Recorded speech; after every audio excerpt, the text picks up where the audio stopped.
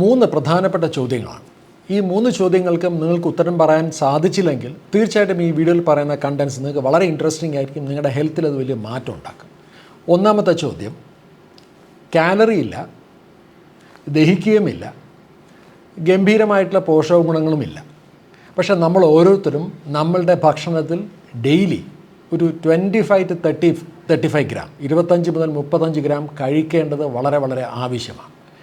ഏതാണ് ആ പോഷക വസ്തു? രണ്ടാമത്തെ ചോദ്യം, ഈ പോഷക വസ്തു നമ്മളുടെ ഭക്ഷണത്തിൽ എല്ലാ ദിവസവും ഒരു 25 മുതൽ 35 ഗ്രാം ഉൾപ്പെടുത്താൻ സാധിക്കുകയാണ് എന്നുണ്ടെങ്കിൽ പല രോഗങ്ങൾ മൂലമുള്ള മരണം നമുക്ക് 20% വരെ കുറയ്ക്കാൻ സാധിക്കും. അതിൽ തന്നെ പ്രത്യേകിച്ചും ഹൃദയ സംബന്ധമായ രോഗങ്ങളും ക്യാൻസറും 39% വരെ കുറയ്ക്കാൻ സാധിക്കുമെന്ന് പുതിയ പഠനങ്ങൾ തെളിയിക്കുന്നുണ്ട്. നിങ്ങൾക്ക് ഇനിയും ഉത്തരം പറയാൻ പറ്റിയെങ്കിൽ മൂന്നാമത്തെ ചോദ്യം, പല ആൾക്കാരും ഈ പോഷക വസ്തുവിനെ ഒരു സപ്ലിമെൻ്റ് രൂപത്തിൽ സാധാരണ ഉപയോഗിക്കുന്നത് കോൺസ്റ്റിപ്പേഷൻ ഉണ്ടാകുമ്പോഴാണ്. ഇത്രയും പറഞ്ഞാൽ നിങ്ങൾക്ക് ഒരുപക്ഷെ ഈ ചോദ്യങ്ങൾക്ക് ഉത്തരം കിട്ടിയിട്ടുണ്ടാവും. പോഷക വസ്തു ഫൈബറാണ്.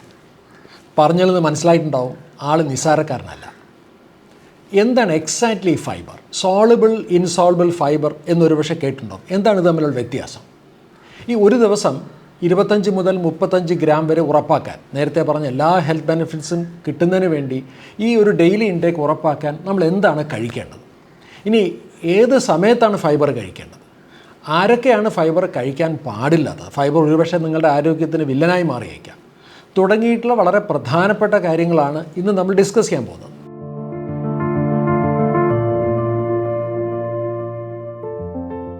Most misunderstood, under-rated, passive nutrient in human nutrition ഏതാണെന്ന് ചോദിച്ചാൽ അതിൻ്റെ ഉത്തരമാണ് ഫൈബർ.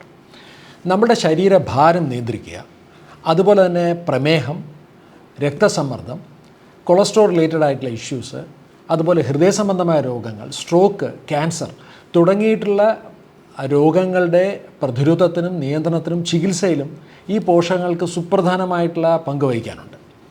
എല്ലാ പ്ലാന്റ് ബേസ്ഡ് ഫുഡുകളിലും, അതായത് സസ്യതരത്തിലുള്ള ഭക്ഷണത്തിൽ എല്ലാറ്റിലും ഫൈബർ അടങ്ങിയിട്ടുണ്ട്. അതിൽ ഏറ്റവും പ്രധാനമായിട്ട് അടങ്ങിയിരിക്കുന്നത് വെജിറ്റബിൾസിലുണ്ട്, ഫ്രൂട്ട്സിലുണ്ട്, ലീവ്സിലുണ്ട്, പൾസസിലുണ്ട്, ലെഗ്യൂംസിലുണ്ട്, ബീൻസിലുണ്ട്, തവിട് കളയാത്ത whole ഗ്രെയിൻസിലുണ്ട്.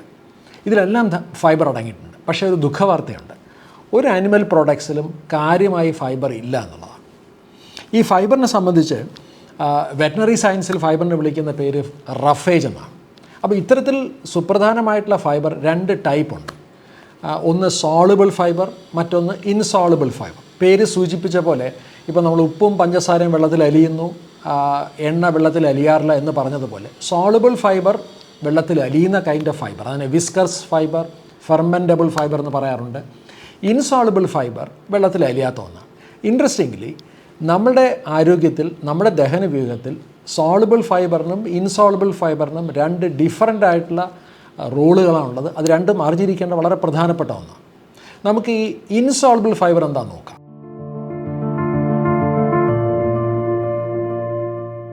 Insoluble fibre it adds bulk to our stool.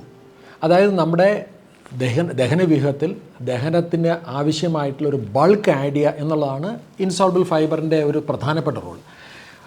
ശരിക്കും പറഞ്ഞാൽ നമ്മൾ എങ്ങനെയാണോ കഴിക്കുന്നത് ഏതാണ്ട് അതുപോലെ തന്നെ അത് പുറത്തു പോകുന്നു. അതുകൊണ്ട് തന്നെ ഏറ്റവും പ്രധാനപ്പെട്ട കാര്യം, നമ്മളുടെ ഗട്ടിലെ ഭക്ഷണത്തിൻ്റെ ഒരു ട്രാൻസിറ്റ് ടൈം തീരുമാനിക്കുന്നതിൽ സുപ്രധാനമായിട്ടുള്ള റോള് ഈ ഇൻസോളുബിൾ ഫൈബറിനുണ്ട്. കാര്യമായിട്ടുള്ള ഗട്ട് കെമിസ്ട്രിയിൽ കാര്യമായിട്ടുള്ള ഇമ്പാക്റ്റ് ഉണ്ടാക്കാനായിട്ട് ഇൻസോളുബിൾ ഫൈബറിന് സാധിക്കാറില്ല എന്നുള്ളത് ശരി തന്നെയാണ്. പക്ഷേ മറ്റൊരു പ്രധാനപ്പെട്ട കാര്യം, നമ്മളുടെ ദഹനവ്യൂഹത്തിൽ എസ്പെഷ്യലി നമ്മുടെ ചെറുകുടലിലും വൻകുടലിലും ഈ ഇൻസോളുബിൾ ഫൈബർ ഏതാണ്ട് പ്രവർത്തിക്കുന്നത് ഒരു ബ്രഷ് പോലെയാണ്, അല്ലെങ്കിൽ ഒരു സ്വീപ്പ് ചെയ്യുന്ന പോലെയാണ്, ഒന്ന് തൂത്ത് വൃത്തിയാക്കുന്നത് പോലെയാണ് പ്രവർത്തിക്കുന്നത്. അതുകൊണ്ട് തന്നെ നമ്മുടെ ദഹനവ്യൂഹത്തിലുള്ള വേസ്റ്റ് മെറ്റീരിയൽസ്, അതുപോലെ ടോക്സിൻസ്, അതുപോലെ തന്നെ ഇറിറ്റൻസ് ഒക്കെ തന്നെ നമ്മളുടെ ഗട്ടിൽ നിന്ന് റിമൂവ് ചെയ്യുന്നതിന് ഏറ്റവും പ്രധാനപ്പെട്ട റോള് ഇൻസോളുബിൾ ഫൈബറിനുണ്ട്.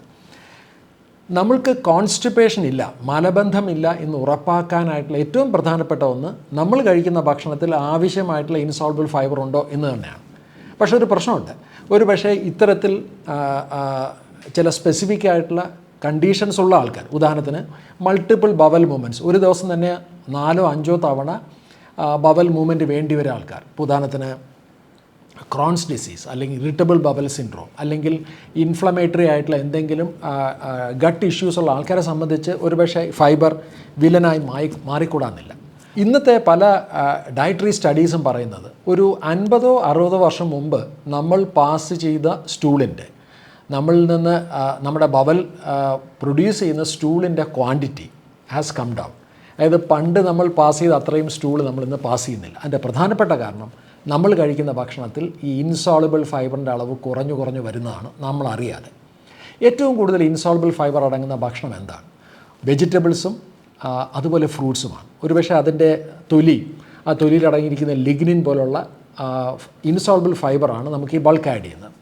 അതുപോലെ നമ്മൾ കഴിക്കുന്ന എല്ലാ മുഴുവൻ ധാന്യങ്ങളും, അതായത് തവിട് കളയാത്ത ധാന്യങ്ങൾ, അതിപ്പോൾ അരി ആയിക്കോട്ടെ, ഗോതമ്പായിക്കോട്ടെ, അതുപോലത്തെ മില്ലറ്റ്സ് ആയിക്കോട്ടെ, അതിൻ്റെ തവിടിൽ അടങ്ങുന്ന ഫൈബർ ബ്രാൻ, അതാണ് ഏറ്റവും കൂടുതൽ നമുക്ക് ഇൻസോൾബിൾ ഫൈബർ പ്രൊഡ്യൂസ് ചെയ്യുക. അതുപോലെ തന്നെ നട്ട്സിലും ഇഷ്ടം പോലെ ഇൻസോൾബിൾ ഫൈബറുണ്ട്.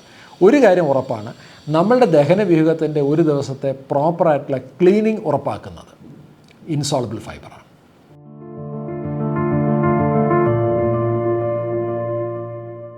എന്താണ് സോളുബിൾ ഫൈബർ? പേര് സൂചിപ്പിക്കുന്ന പോലെ തന്നെ ഇത് വെള്ളം വലിച്ചെടുക്കാൻ കഴിവുള്ള ഒന്നാണ്. ഈ ഫൈബർ വെള്ളം വലിച്ചെടുത്ത് ഏതാണ്ട് ഒരു വിസ്കസ് അല്ലെങ്കിൽ ഒരു ജെൽ ഫോർമാറ്റിലോട്ട് മാറുന്നു. സോളുബിൾ ഫൈബർ നമ്മളുടെ ഭക്ഷണത്തിൻ്റെ ദഹനവും അതുപോലെ തന്നെ ചലനത്തിനെയും സ്ലോ ഡൗൺ ചെയ്യുന്നു. നോക്കിക്കഴിഞ്ഞാൽ ഇൻസോൾബിൾ ഫൈബറിൻ്റെ ഏകദേശം വിരുദ്ധ സ്വഭാവമുള്ള ഒന്നാണ് സോളുബിൾ ഫൈബർ. കോമൺ സെൻസ് ചിന്തിക്കുമ്പോൾ അപ്പോൾ ഭക്ഷണത്തിലെ ദഹനവും ചലനവും സ്ലോ ഡൗൺ ചെയ്യുന്നത് നല്ലതാണോ? അത് നമുക്ക് ആവശ്യമാണ്. കാരണം അതിൻ്റെ ഏറ്റവും പ്രധാനപ്പെട്ട കാരണം, നമുക്കൊരു ഭക്ഷണം കഴിച്ച് കഴിയുമ്പോൾ നമുക്കൊരു ഫീലിംഗ് ഓഫ് ഫുൾനെസ്, കഴിച്ചത് മതി എന്ന് തോന്നണമെന്നുണ്ടെങ്കിൽ ഇൻസോൾബിൾ ഫൈബർ വളരെ ആവശ്യമാണ്. അതുപോലെ തന്നെ മറ്റൊരു പ്രധാനപ്പെട്ട കാര്യം, നമ്മൾ കഴിക്കുന്ന ഭക്ഷണത്തിലെ ഫാറ്റ്, അതുപോലെ കൊളസ്ട്രോൾ, അതുപോലെ ഗ്ലൂക്കോസ് തുടങ്ങിയിട്ടുള്ള കാര്യങ്ങൾ നമ്മുടെ സിസ്റ്റത്തിലോട്ട് അബ്സോർബ് ചെയ്യുന്നതിനെ റെഗുലേറ്റ് ചെയ്യുന്നത്, അതിൻ്റെ സ്പീഡിനെയും സ്ലോ ഡൗൺ ചെയ്യുന്നതും സോളുബിൾ ഫൈബറാണ്. അപ്പോൾ അവിടെയാണ് ഈ സോളുബിൾ ഫൈബർ നമ്മുടെ ആരോഗ്യത്തിലെ ഇൻസുലിൻ റെസിസ്റ്റൻസ്, അതുപോലെ ഡയബറ്റീസ്, അമിതവണ്ണം, heart related issues, cholesterol issues, BP issues തുടങ്ങിയിട്ടെല്ലാം പ്രാധാന്യം വരുന്നത് ഇൻസോൾബിൾ ഫൈബറിൻ്റെ ഇത്തരത്തിലുള്ള ഒരു അബ്സോർപ്ഷൻ്റെ റെഗുലേഷനാണ്. പക്ഷേ ഇതൊന്നുമല്ല സോളുബിൾ ഫൈബറിൻ്റെ ഏറ്റവും പ്രധാനപ്പെട്ട ബെനിഫിറ്റ്. Soluble fibre ഫെർമെൻറ്റബിളാണ്. അതായത് ഒരുപക്ഷെ നമ്മുടെ ദഹനവ്യൂഹത്തിലെ ദഹനരസങ്ങൾക്ക് അതിനെ സ്പർശിക്കാൻ കഴിയില്ലായിരിക്കാം. പക്ഷേ നമ്മുടെ ശരീരത്തിലെ ഗട്ടിലെ മൈക്രോബയോം, അതായത് ബാക്ടീരിയകൾക്ക്, സൂക്ഷ്മജീവികൾക്ക്, അവ ഉൽപ്പാദിപ്പിക്കുന്ന ആയിരക്കണക്കിന് എൻസൈമുകൾക്ക് ഈ സോളുബിൾ ഫൈബറിനെ ഫെർമെൻറ്റ് ചെയ്യാൻ സാധിക്കും. ഈ ഫെർമെൻറ്റേഷൻ മൂലം ഉണ്ടാകുന്ന ഏറ്റവും പ്രധാനപ്പെട്ട ഒരു മെറ്റബോളൈറ്റാണ് short chain fatty acids, SCFA. പലതരത്തിലുള്ള ഫാറ്റി ആസിഡ്സ് ഉണ്ടായാലും ഏറ്റവും പ്രധാനപ്പെട്ട ഒന്നാണ് ബ്യൂട്രേറ്റ്. ഈ ബ്യൂട്രേറ്റ് ഒരു സൂപ്പർ സ്റ്റാറാണ്. ഇന്നത്തെ പല ആരോഗ്യ സംബന്ധമായ പഠനങ്ങളിലും ഒരു താരമാണ് ബ്യൂട്രേറ്റ്. നമ്മുടെ ശരീരത്തിലെ കുടലിലെ കോശങ്ങൾക്ക് ആവശ്യമായിട്ടുള്ള ഊർജം പ്രദാനം ചെയ്യാനായിട്ട് ബ്യൂട്രേറ്റുകൾക്ക് സാധിക്കും. നമ്മുടെ ശരീരത്തിലെ കോളനിലെ കോശങ്ങൾക്ക് പറയുന്നത് കൊളോനോസൈറ്റ്സ് എന്നാണ്. ഈ കൊളോനോസൈറ്റ്സിന് ആവശ്യമായിട്ടുള്ള ഫ്യൂവൽ, ഒരു 70% ഫ്യൂവലായിട്ട് വർക്ക് ചെയ്യുന്നത് ബ്യൂട്രേറ്റുകളാണ്. രണ്ടാമത്തെ പ്രധാനപ്പെട്ട ഒന്ന്, നമ്മളുടെ കുടലിലെ ദഹനവ്യൂഹത്തിൻ്റെ ഏറ്റവും അകത്തെ പാളി, അതിനെ വിളിക്കുന്നത് ഗട്ട് മ്യൂക്കോസ എന്നാണ്. ഈ ഗട്ട് മ്യൂക്കോസ ഒരു കോശങ്ങളുടെ മാത്രം ഘനമുള്ള ഒരു വളരെ നേർത്ത ഒരു പടലമാണ്. ഈ കോശങ്ങൾ അടുത്ത് ചേർന്നിരിക്കുന്നത് വളരെ പ്രധാനപ്പെട്ട ഒന്നാണ്. നമ്മളുടെ കുടലിൻ്റെ ഇൻറ്റഗ്രിറ്റിയെ പ്രൊട്ടക്റ്റ് ചെയ്യുന്നതും ഗട്ട് മ്യൂക്കോസയാണ്. ഈ ഗട്ട് മ്യൂക്കോസയിലെ 1 സെൽ മെംബ്രെയിൻ തിക്നെസ് ഉള്ള ഈ മെംബ്രെയിനാണ്. ഈ മെംബ്രെയിനുകളുടെ ഇൻറ്റഗ്രിറ്റി പ്രൊട്ടക്റ്റ് ചെയ്യാനായിട്ട്, അതായത് കോശങ്ങൾ വളരെ അടുത്ത് തന്നെ മെയിൻറ്റെയിൻ ചെയ്യാൻ ആവശ്യമായിട്ടുള്ള ഒരു ജീൻ സ്റ്റിമുലേ കൊടുക്കുന്നത് ബ്യൂട്രേറ്റുകളാണ്. എന്ന് പറഞ്ഞാൽ ഒരുപക്ഷെ നമ്മളുടെ വീടിന് ചുറ്റും ഒരു കോമ്പൗണ്ട് വാൾ ഉണ്ടെങ്കിൽ ആ കോമ്പൗണ്ട് വാൾ വളരെ സ്ട്രോങ് ആയിട്ട് നിന്നാൽ നമുക്ക് എന്തുമാത്രം പ്രൊട്ടക്ഷൻ കിട്ടുമോ അതുപോലത്തെ ഒരു പ്രൊട്ടക്ഷനാണ് ശരിക്കും പറഞ്ഞാൽ ഈ ഗട്ട് മ്യൂക്കോസ പ്രൊവൈഡ് ചെയ്യുന്നത്. അതിനെ ഹെൽപ്പ് ചെയ്യുന്നത് ഈ ഷോർട്ട് ചെയിൻ ഫാറ്റി ആസിഡ് ആയിട്ടുള്ള ബ്യൂട്രേറ്റാണ്.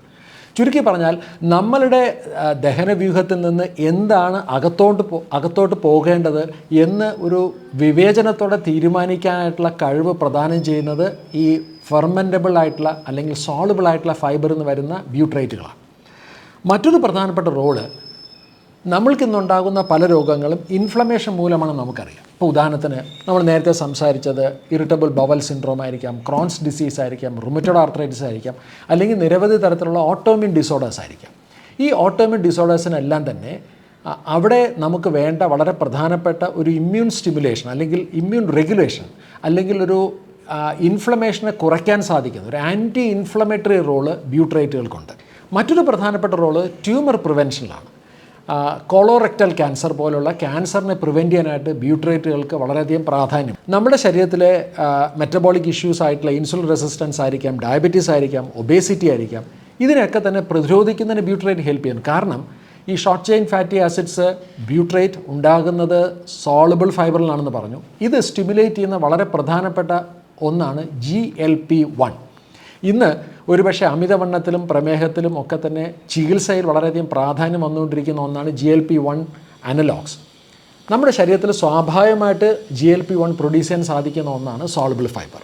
നമ്മുടെ ശരീരത്തിലെ മൂഡ്, സ്ട്രെസ്സ്, കോഗ്നിറ്റീവ് ഫങ്ഷൻസ് എല്ലാറ്റിനെയും ഇൻഫ്ലുവൻസ് ചെയ്യാനായിട്ട് ഈ ഫൈബറിൽ നിന്ന് കിട്ടുന്ന ബ്യൂട്രേറ്റുകൾക്ക് സാധിക്കും. ചുരുക്കി പറഞ്ഞാൽ ചെറിയ റോളിൽ ഒരുപക്ഷെ ഒരു ദഹന സംബന്ധമായോ അല്ലെങ്കിൽ ഒരു കോൺസ്റ്റിപ്പേഷൻ സംബന്ധമായോ മാത്രം നമ്മൾ കണ്ടുകൊണ്ടിരുന്ന ഫൈബറുകൾ നമ്മൾ വിചാരിക്കുന്ന റോളല്ല, വിചാരിക്കുന്നതിനപ്പുറത്ത് പ്രാധാന്യത്തോടെ ആരോഗ്യത്തിൽ കാണേണ്ട ഒന്നാണ് സോളുബിൾ ആൻഡ് ഇൻസോളുബിൾ ഫൈബർ.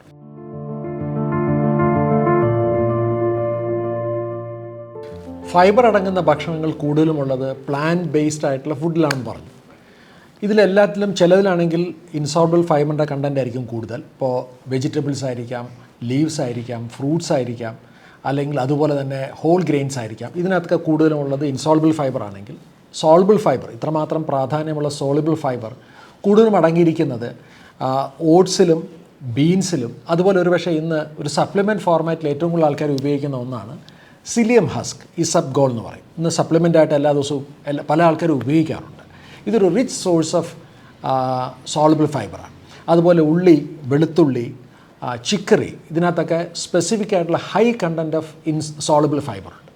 എന്നാൽ ചില ഭക്ഷണങ്ങളായിക്കോട്ടെ സോളുബിൾ ഫൈബറുണ്ട്, ഇൻസോളുബിൾ ഫൈബറുണ്ട്. ഉദാഹരണത്തിന് ഷിയ സീഡ്സ്, ഫ്ലാക്സ് സീഡ്സ്, അതുപോലെ മധുരക്കിഴങ്ങ്, സ്വീറ്റ് പൊട്ടാറ്റോ, ക്യാരറ്റ് തുടങ്ങിയിട്ടുള്ള ഇൻസോളുബിളുണ്ട്, സോളുബിളുണ്ട്. ഇത്രയും സംസാരിച്ചിരുന്ന ഒരു കാര്യം വ്യക്തമായിട്ടുണ്ടാവും. നമ്മളുടെ ദൈനംദിന ഭക്ഷണത്തിൽ തൂക്കി നോക്കിയിട്ടല്ലെങ്കിൽ പോലും ഒരു 25 മുതൽ 35 ഗ്രാം ഫൈബർ സോളുബിളും ഇൻസോളുബിളും ഉണ്ടാകേണ്ടത് നിർബന്ധമാണ്. ഇതെങ്ങനെ സാധിക്കുമെന്ന് ചോദിച്ചാൽ ഞാനിപ്പോൾ കുറേ ഭക്ഷണ വസ്തുക്കളുടെ കാര്യങ്ങൾ പറഞ്ഞു. പക്ഷേ ഏറ്റവും പ്രധാനപ്പെട്ട ഒരു സിമ്പിൾ ഫോർമുല ഇത്ര മാത്രമേ ഉള്ളൂ. നമ്മൾ എല്ലാ ദിവസവും കഴിക്കുന്ന ഭക്ഷണത്തിൽ ഒരു പ്ലേറ്റിലോട്ടൊന്ന് അസംബ്ലി ആണെങ്കിൽ അതിൻ്റെ ഒരു 50% പ്ലാന്റ് ബേസ്ഡ് ഡയറ്റ് ആയിരിക്കണം. അത് വെജിറ്റബിൾസും ലീവ്സും ഫ്രൂട്ട്സും അതുപോലെ തന്നെ നട്ട്സും സീഡ്സും ഹോൾ ഗ്രെയിൻസും പൾസസും ലെഗൂംസും ബീൻസും ഉൾപ്പെടുത്തിയാൽ സ്വാഭാവികമായിട്ട് സംഭവിക്കാവുന്നൊരു കാര്യമാണ്. ഇനി അഥവാ അത്തരത്തിലുള്ള കാര്യങ്ങൾ പ്രായോഗികമായിട്ട് അല്ലാന്നുണ്ടെങ്കിൽ ഞാൻ നേരത്തെ പറഞ്ഞതുപോലെ ചില സ്പെസിഫിക് ആയിട്ടുള്ള ഫൈബർ കണ്ടെയ്നിങ് ഫുഡ്സ് എക്സ്ട്രാ ആയിട്ട് ഇൻക്ലൂഡ് ചെയ്യാം. ഇപ്പോൾ ഉദാഹരണത്തിന് ഞാൻ നേരത്തെ പറഞ്ഞു സിലിയം ഹസ്ക്, ഇസബ്ഗോൾ, നമ്മുടെ സൂപ്പിലും സ്മൂത്തീസിലും ഉപയോഗിക്കാൻ പറ്റുന്ന നല്ലൊരു പ്രാക്ടിക്കൽ ഒരു ഫൈബർ സപ്ലിമെൻറ്റേഷൻ പ്രോഗ്രാമാണ്, ഞാൻ ഉപയോഗിക്കാറുണ്ട്. അതുപോലെ നമുക്ക് ഉപയോഗിക്കാൻ പറ്റുന്ന ഒന്നാണ് സോക്ഡ് ഷിയ സീഡ്സിനെ ഗ്രീക്ക് യോഗേർട്ടിൽ നമുക്ക് മിക്സ് ചെയ്ത് ഉപയോഗിക്കാൻ സാധിക്കും. ഇത്തരത്തിലുള്ള വീഡിയോ നമ്മൾ ഷെയർ ചെയ്തിട്ടുണ്ട്. ഒരു പ്രധാനപ്പെട്ട കാര്യമുണ്ട്, നിങ്ങൾ റെസിസ്റ്റൻസ് സ്റ്റാർച്ച് എന്ന് കേട്ടിട്ടുണ്ടോ? അല്ലെങ്കിൽ റിട്രോഗ്രേഡ് സ്റ്റാർച്ച് എന്ന് കേട്ടിട്ടുണ്ടോ? നമ്മൾ നേരത്തെ സംസാരിച്ച ഷോർട്ട് ചെയിൻ ഫാറ്റി ആസിഡ്സ് ബ്യൂട്രേറ്റിനെ ഏറ്റവും സമൃദ്ധമായിട്ട് ഉൽപ്പാദിപ്പിക്കാൻ കഴിയുന്ന ഒരു ഗ്രൂപ്പ് ഓഫ് ഫൈബർ കണ്ടെയ്നിങ് ഫുഡുകളാണ് റെസിസ്റ്റൻറ്റ് സ്റ്റാർച്ച് അല്ലെങ്കിൽ റിട്രോഗ്രേഡ് ഫൈബർ. എന്തായാലും നമുക്ക് ഈ അരിയും ഗോതമ്പും മില്ലറ്റും സ്വീറ്റ് പൊട്ടാറ്റോയും അതുപോലെ തന്നെ കപ്പയും പഴങ്കഞ്ഞിയും ഒക്കെ നമ്മുടെ ഭക്ഷണത്തിൽ ഉൾപ്പെടുത്താതെ ജീവിക്കാൻ പറ്റുമെന്ന് തോന്നുന്നില്ല. പക്ഷേ ഞാനിപ്പോൾ പറഞ്ഞ ഭക്ഷ്യവസ്തുക്കളെ വളരെ ഹെൽത്തി ആയിട്ട് നല്ല റിച്ച് ഫൈബർ കണ്ടൻറ്റോടുകൂടി, അതും സോളുബിൾ ഫൈബർ കണ്ടൻറ്റോടുകൂടി ബ്യൂട്രേറ്റ് പ്രൊഡ്യൂസ് ചെയ്യുന്ന ഭക്ഷണമായിട്ട് എങ്ങനെ മാറ്റാം, ഒരു പക്ഷേ അടുത്ത വീഡിയോ നമ്മൾ ചെയ്യാൻ പോകുന്നത് ഈ ഒരു വിഷയത്തിലായിരിക്കും. ഡെഫിനറ്റ്ലി ഞങ്ങളുടെ ചാനലുമായിട്ട് stay connected, subscribe this channel. നിങ്ങൾക്ക് ഇന്ന് ഫൈബറുമായിട്ട് ബന്ധപ്പെട്ട് നമ്മൾ സംസാരിച്ച വിവിധ വിഷയങ്ങൾ നിങ്ങൾക്ക് എന്തെങ്കിലും സ്പെസിഫിക് ആയിട്ടുള്ള ചോദ്യങ്ങളുണ്ടെങ്കിൽ ഈ കമൻറ്റ് ബോക്സിൽ ഇടാവുന്നതാണ്. പേഴ്സണലായിട്ട് ഈ പറയുന്ന ഓരോ ചോദ്യങ്ങൾക്കും ഉത്തരം പറയാൻ ശ്രമിക്കുന്നതാണ്. So make sure that you have enough fiber in your diet.